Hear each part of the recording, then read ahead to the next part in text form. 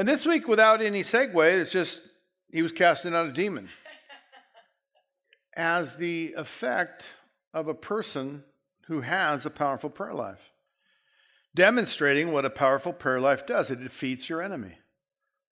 So he goes on to talk about, they accused him of, you are the spirit of Beelzebul. And we, the Christian church, mostly the whole Western church across the face of the planet teaches this, as Satan doesn't cast out Satan. And that's not even close to what he's saying, because it's absolutely Satan cast out Satan. What he's really saying, he's telling you the proof that Satan's kingdom won't stand. Quit buying in to his kingdom. His kingdom will not save you. His kingdom will not set you free. Any freedom Satan gives you is going to be like a man who gets set free by Satan, and then he comes back and is 7 times worse than he was. And if you're set free by God, your house stays clean and they don't come back. But if you're set free by Satan, they come back. You're being set up to be worse, not better. And in the end, Satan's kingdom is going to fall, because everybody knows a kingdom divided can't stand. You just absolutely know that a household divided is broken apart.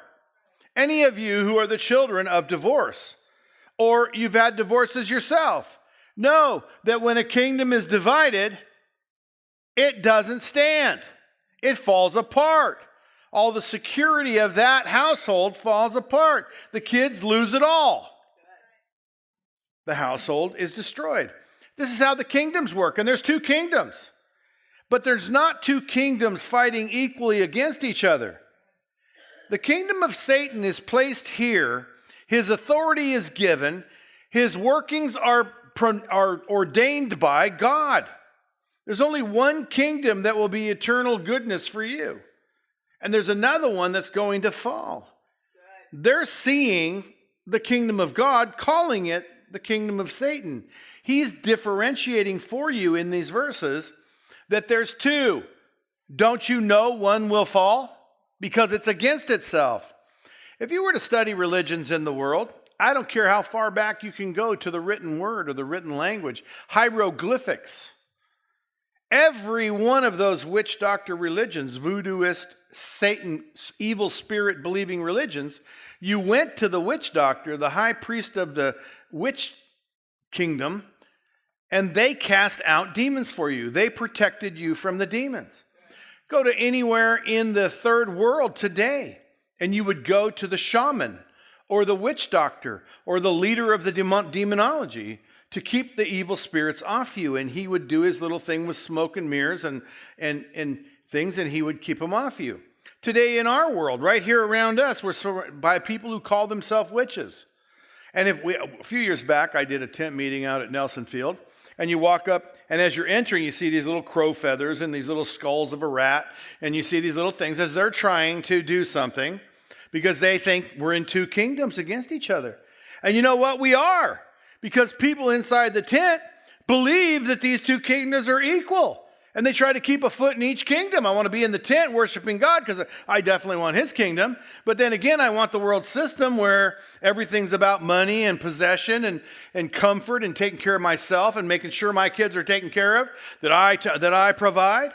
And that whole philosophy of you being the Father in heaven and not him being your Father in heaven, not being a toddler who follows God. You want to make sure you got them both covered, because these 2 kingdoms, who knows who's going to win? I want to make sure this is my friend and this is my friend. And Jesus is trying to tell you that just doesn't work. Absolutely, Satan's kingdom is divided, and absolutely Satan controls demons, and you go to the witch doctor to have him do something that keeps the evil spirits off of you. And it works. In Indonesia, they go to the witch doctor because he heals them. Because the illnesses are demonology. They're demon-born illnesses, like this one. Rebuke the demon, the man speaks. There's nothing wrong with his speech patterns. He was being deceived by an enemy. Well, which kingdom do you want to free you? The one that's freed by Satan it's a setup for 7 more. worse than you started out.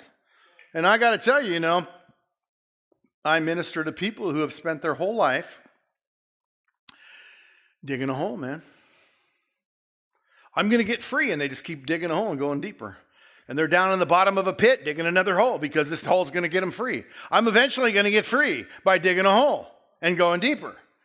And Jesus is saying this kingdom of digging holes and going deeper is going to end up burying you. Someone's going to start throwing dirt in on you. You are of the devil. And they're not. And he's really saying to them, no, you're of the devil. Now we have to decide. You got a decision to make. Who's of the devil?